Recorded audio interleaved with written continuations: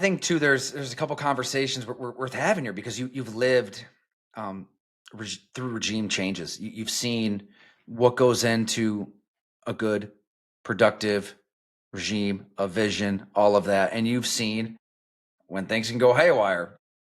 And I just think it's worth noting, like how bad it really was at the end of Belichick and into Gerard Mayo, which you know, the assumption was that this was just a passing of a torch, right? Like Bill Belichick to one of his trusted old linebackers turned linebacker coaches. Like, no, didn't even talk to each other that last year, a couple of years from what I was told. Belichick did not know about this clause put into Mayo's contract when it was put in by Robert Kraft that he would take over as head coach whenever Belichick left. So that was a surprise. But start with Belichick, and it's all in that story, Patriot Reign, if you want to check it out. But let me see if I can find it here. There, like this is just one example, but toward the end, there was somebody pretty high up in the organization who said, like, quote, the person in charge says something in a room and everybody just takes it as gospel, fact, and it isn't fact. Like Belichick, he didn't have anybody that would really push back. He didn't have the Charlie Weisses, Romeo Crennels, Scott Pioli's of the world of yesteryear who would call him out on his shit if he liked somebody in the draft and he's like, no, they just say, no, this guy can't play. We're not going to take him, or a free agent decision. So it's a small example, but what one exec told me is like he'd make a proclamation and you were just supposed to take it like there's no pushback here, right? Where earlier in his career he would accept pushback, like he would listen to ideas. Nick Folk, so he's made 86.5% of it. He made 86.5% of his kicks in 2022.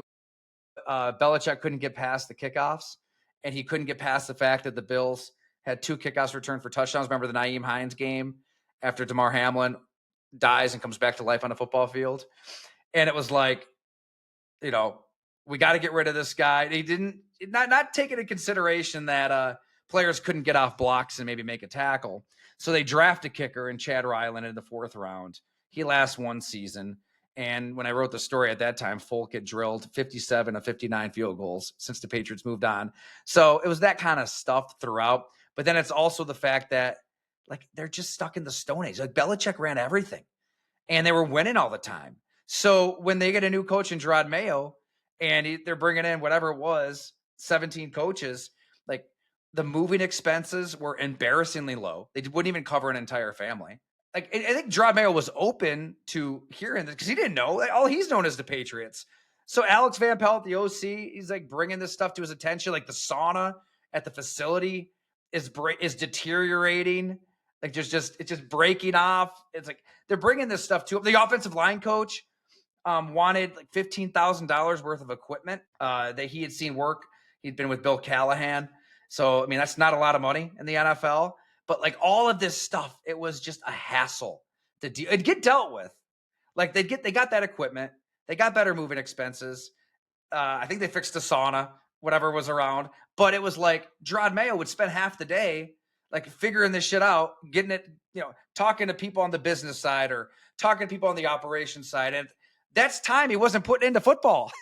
That's the head coach. So that's a problem. And it showed. And his staff wasn't that great. Like you would think if you're the heir apparent to Bill Belichick, like you'd have this A+ all-star cast of coaches like ready to roll. They kind of piecemealed it together, compared to like a Ben Johnson in Chicago. He knew who he wanted, and they're a well-coached team. So it was bad. And there's also the fact, forgot about this, back to Belichick. So there was a story I was told where Bridgewater State had its graduation at Gillette Stadium, which was kind of common for local high schools and colleges. And there was a Patriot staffer who was instructed to find Jordan Hudson. She was a graduate in the audience and bring her to Belichick's office, I was told. And there's obviously some sort of relationship there, but the staffer, like, he didn't know. And like people see him like he is just flustered. 7 months later is when the public learns about, Bill Belichick dating somebody who's 5 decades younger, a senior citizen with a 24-year-old. But again, the point being, like, nobody's really around to push back and be like, "Well, what are you doing here? This is a little odd." Uh, so that lingers on. Mayo doesn't really have a plan. They're stuck in the Stone Age. To Kraft's credit, to the Patriots' credit, they move off of all of that and they bring in a coach in Mike Vrabel who has a vision, who literally comes in and says, "Look, if I see dirty washcloths on the shower floor, I'm telling my equipment staff just to wring them dry. We're not going to wash them. And guess what? You're cleaning yourself with a dirty washcloth. If you got a phone, you're not going to be texting in between lifts. Like, if you're going to be late to a meeting, tell us you're going to be late to a meeting. Don't make it a habit." Like, he had a vision, he had a plan, and he's got the quarterback.